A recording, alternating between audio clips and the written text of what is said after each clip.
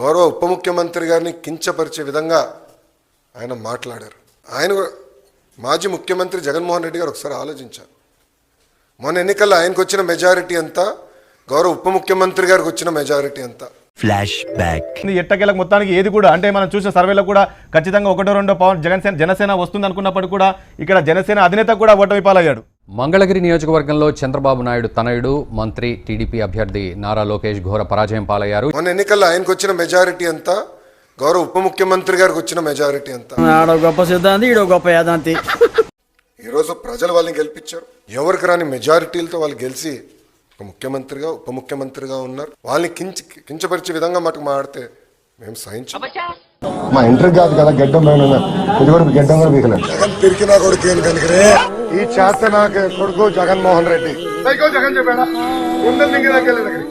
చూస్తున్నారా వాడి చేష్టలు, వాడి బిల్డప్ను.